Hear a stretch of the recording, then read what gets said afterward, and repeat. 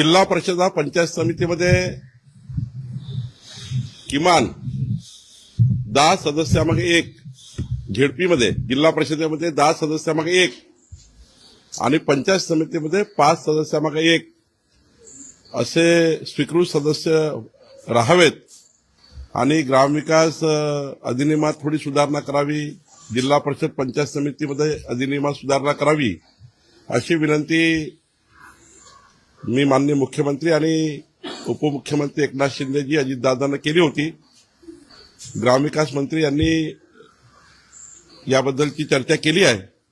मला वाटतं की निश्चितपणे जसं महानगरपालिका नगरपालिकेत स्वीकृत सदस्य आहेत त्याचप्रमाणे जिल्हा परिषदेमध्ये सुद्धा स्वीकृत सदस्य असले पाहिजे, पंचायत समितीमध्ये स्वीकृत सदस्य असले पाहिजे, कोऑप मेंबर असले पाहिजे।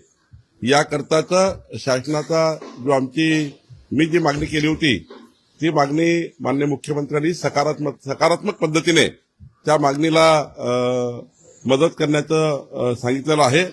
मला वाटतं हा कायदा लवकरच मंत्रिमंडळाकडे आणि येणाऱ्या सभागृहात येईल अशी मला अपेक्षा आहे।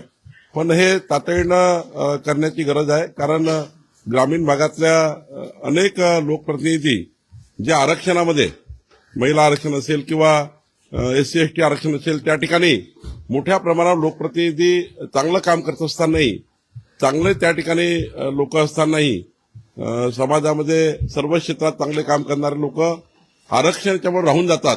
त्यामुळे त्यांनाही संधी दिली पाहिजे असा प्रस्ताव मी दिला होता। मला वाटतं याच्यामध्ये सकारात्मक निर्णय होईल।